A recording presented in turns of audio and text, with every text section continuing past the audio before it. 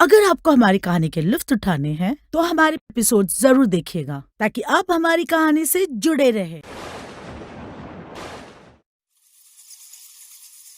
ओम ऐं ह्रीं क्लीं चामुंडाय विच। ओम ऐं ह्रीं क्लीं चामुंडाय विच। जय मां चामुंडा, जय मां चामुंडा। ओम ऐं ह्रीं क्लीं चामुंडाय विच। ओम ऐं ह्रीं क्लीं चामुंडाय विच।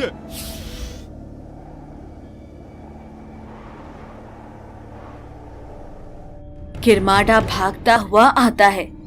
उसके हाथों में ताबीज कसकर दबी होती है। भागते भागते उसे ख्याल नहीं रहता और वो ताबीज वहीं कहीं जंगल में गिर जाती है। अंत में जाकर किरमाडा एक खाई के सामने आ जाता है और उसमें कूदकर अपनी जान दे देता है। इधर विवेक और अमन गाड़ी से जंगल के रास्ते से जा रहे होते हैं। उनकी गाड़ी रास्ते में ही खराब हो जाती है। दोनों रास्ते में रुककर गाड़ी को ठीक करने का उपाय खोजते हैं। अरे यार, यहाँ तो कोई घर भी नहीं है, हम क्या करें? हाँ, यहाँ मदद मिलनी बहुत मुश्किल है। फिर भी चलो हम जंगल में जाकर देखते हैं, शायद कोई मिल जाए या फिर पानी का ही कोई स्रोत मिल जाए। दोनों जंगल में पानी की तलाश में चले जाते हैं। चलते चलते उनका पैर उस ताबीज पर पड़ता है।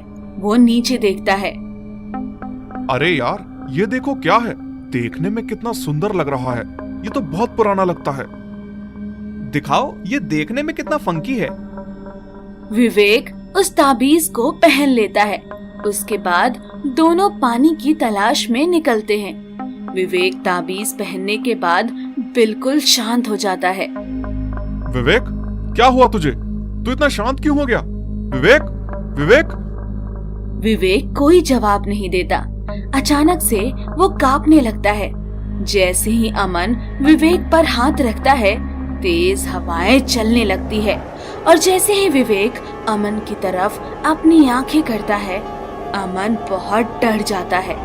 विवेक की आंखें पूरी लाल हो जाती है और बहुत ही भारी आवाज में वो कहता है, मैं अपना बदला लेकर रहूंगा। जब तक मेरे मौत के जिम्मेदार एक इंसान को मैं मौत के घाट नहीं उतार देता, तब तक मेरी आत्मा को तृप्ति नहीं मिलेगी।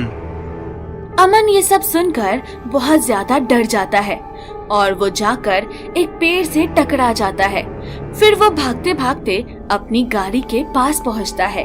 गांव से लाल चोले में एक पंडित दिखाई देते हैं। क्या हुआ बेटा, तुम इतना घबराए हुए क्यों हो? अमन की सांसें फूल रही होती है, ठीक से बोल भी नहीं पाता। मेरे दोस्त को कुछ हो गया है। अजीब अजीब सी बातें कर रहा है। कह रहा है कि अपनी मौत का बदला लेकर रहूंगा।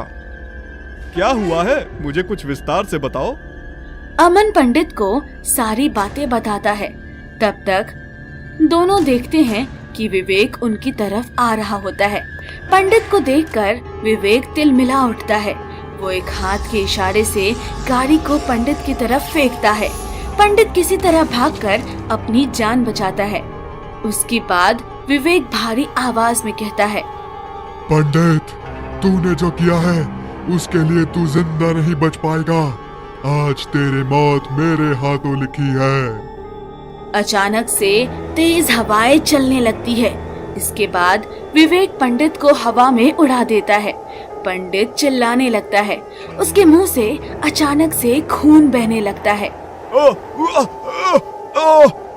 अमन मन में सोचता है, जब से विवेक ने ये लॉकेट पहना है तब से उसके साथ ऐसा ही हो रहा है। मुझे ये लॉकेट खोलकर फेंक देना चाहिए।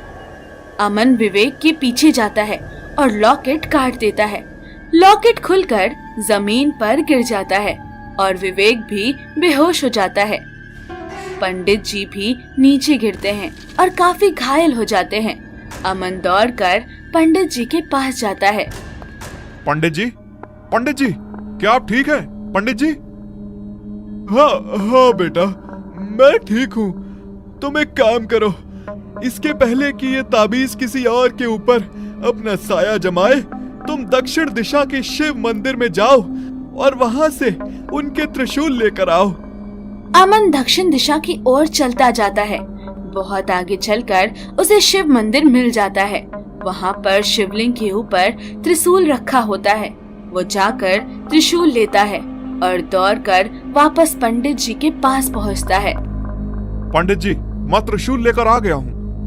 जैसे ही पंडित त्रिशूल का वार करते हैं, आसपास हवाएं चलने लगती है। फिर पंडित जाकर लॉकेट के ऊपर वार कर देते हैं। लॉकेट से चीखने की आवाजें आती है और उससे खून का फव्वारा छूट पड़ता है। पूरा खून पंडित के मुंह पर लग जाता है। अंत में वो लॉकेट 2 टुकड़ों में टूट जाता है। उस लॉकेट से एक परछाई बाहर आती है और वो कहती है, तो कुछ भी कर ले पंडित, बच नहीं पाएगा। सामने से गाड़ी आ रही होती है।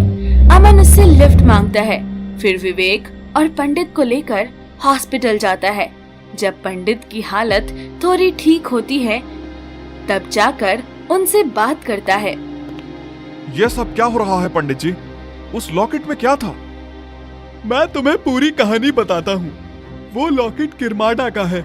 किरमाडा और मैं पहले दोस्त थे। हम दोनों मिलकर शिव मंदिर की रखवाली करते थे। किरमाडा में शुरू से ही थोड़ा लालच था। वो बहुत शक्तिशाली बनना चाहता था। किरमाडा को इस बात से चिढ़ थी कि मंदिर में मुझे ज्यादा महत्व मिलता है। शक्तिशाली बनने के लिए उसने काले जादू पर एक प्रयोग करना शुरू कर दिया। धीरे धीरे वो अलग अलग तरह के श्रापित प्राणियों से संपर्क करने लगा। मुझे ये बात जब पता चली तो मैंने उसे रोकने का प्रयास किया, पर उसने कूदकर अपनी जान दे दी। उसने इस लॉकेट पर कुछ जादू कर दिया था, जिससे उसके मरने के बाद भी उसका अंश अभी भी जिंदा है। क्या उस लॉकेट को खत्म करने से उसकी शक्तियां खत्म हो जाएंगी? ताबीज केवल उसके लिए एक माध्यम था। अब वो किसी और चीज में अपना बसेरा बनाएगा। जिस हालत में वो है, उस हालत में किसी माध्यम के बिना उसका कोई अस्तित्व नहीं। वो खुद लोगों पर काबू भी नहीं कर सकता जब तक कोई ऐसी जड़ी चीज लोगों तक ना पहुंचे। आपको क्या लगता है, अब इससे जुड़ी कौन सी चीज है? मुझे इसके अंत करने का उपाय पता है। तुम मुझे वापस उस जगह ले चलो जहां तुम्हारे दोस्त को वो ताबीज मिला था। अमन पंडित को लेकर वापस उसी जगह पहुंचते हैं जहां उन्हें वो ताबीज मिली थी। पंडित वहां बैठकर कुछ मंत्र पढ़ते हैं और फिर दक्षिण दिशा की ओर इशारा करते हैं। अमन जब इस दिशा में आगे जाकर देखता है तो उसे खाई नजर आती है। पंडित जी, आगे तो खाई है। अगर मैंने आज किरमाडा की आत्मा को शांत नहीं किया तो फिर वो कल किसी और पर अपना वश करेगा। किरमाडा जरूर भागता हुआ खाई में गिरा होगा। मैं अपना बलिदान देकर उसके बदले को पूरा करूंगा। पंडित उस खाई के सामने बैठकर मंत्र पढ़ता है। अचानक से उसे एक काला साया घेरने लगता है। धीरे धीरे उस काले साये में ढक जाता है। तभी अमन पीछे से आकर उसके ऊपर पवित्र जल छिड़क देता है। अचानक से खाई से चीखने की आवाजें आने लगती है और धीरे धीरे वो काला साया वहां से हट जाता है और किरमाडा की आत्मा को हमेशा के लिए शांति मिल जाती है।